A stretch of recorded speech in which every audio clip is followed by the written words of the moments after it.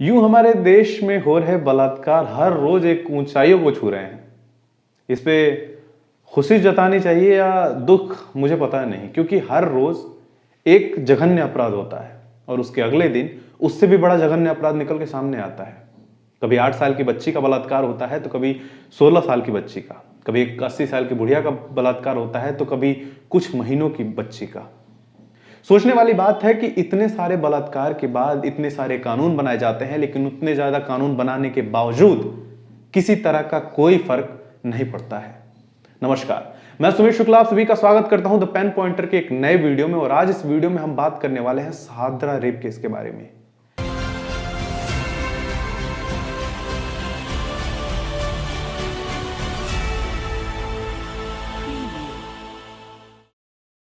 एक ऐसा बलात्कार जिसे शायद पूरा देश कई दिनों तक, कई सालों तक याद रखेगा और शायद ये भूलने लायक है भी नहीं।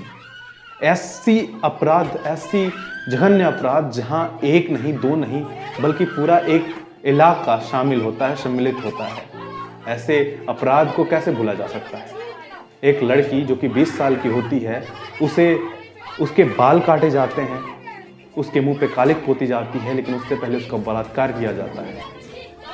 बात यह भी नहीं है कि बलात्कार किया जाता है, बात यह भी नहीं कि उसका मुंह पे कालिक पोत कर उसे शहर में घुमाया जाता है, बात यह भी नहीं कि उसके बालों को काटा जाता है। बात तो यह है कि जब ये सब कुछ हो रहा होता है तो उस इलाके में मौजूद लोग चीख चीख कर ये कहते हैं कि इस लड़की का तो बलात्कार होना चाहिए, इस लड़की को यहीं पकड़कर उसके साथ गलत करो। ये हमारा देश है, जो भारत है, यहाँ पे हर रोज 79-80 के करीब, 80-90 के करीब हर रोज बलात्कार की घटनाएं सामने आती हैं।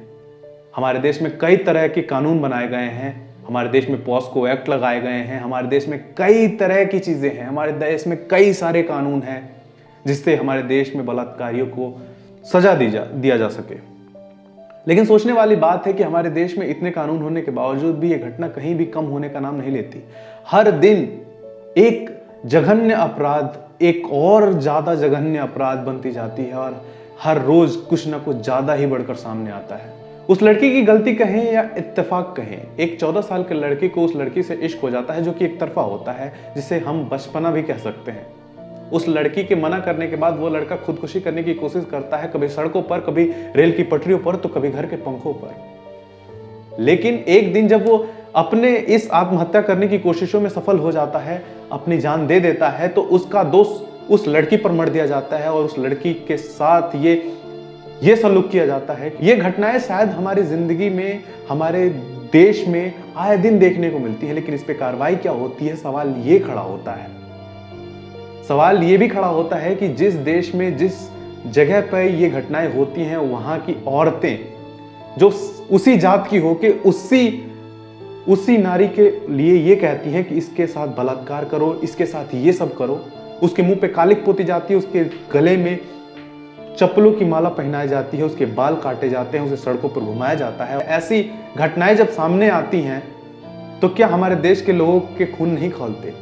क्या हमारे देश के लोगों के खून बटे हुए हैं कि वो कभी किसी एक मामले को उठा के उन पर मोमबत्तियां उठाते हैं, उन पर आवाज उठाते हैं, लेकिन ऐसी घटना, ऐसी जघन्य अपराध के ऊपर उनके शब्द नहीं होते, ना उनके सोशल मीडिया पर एक पोस्ट लिखी जाती है और ना ही मेन स्ट्रीम मीडिया में इस मामले को उठा के कोई डिबेट या डिस्कशन होता है।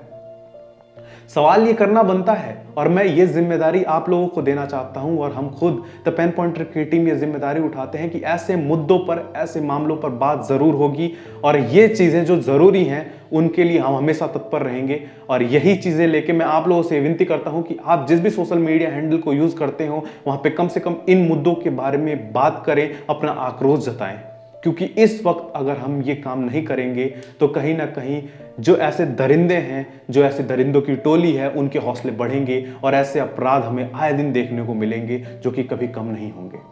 इसलिए मैं सुमित शुक्ला आप सभी से निवेदन करता हूं कि आप अपने सोशल मीडिया का सही उपयोग करें और ऐसे मामलों को उजागर करने में हमारी सहायता करें, खुद की सहायता करें और इस देश की सहायता करें।